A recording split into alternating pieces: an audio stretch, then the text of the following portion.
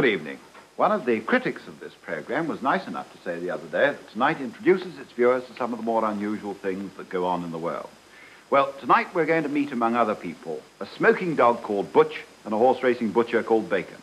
And we'll be looking round the northeast, southwest, and the Midlands. Now let's look in the direction of Cy Grant. Heartache today for the Deb's delights. No more of those glamorous nights. Heartache today for the Deb's delights. No more of those glamorous nights. So shed a tear for the Deb of the year, who lost her vocation in mid-career. There's many a furrowed brow. How will the girls get husbands now? We bring you the news you ought to know with tonight's topical calypso.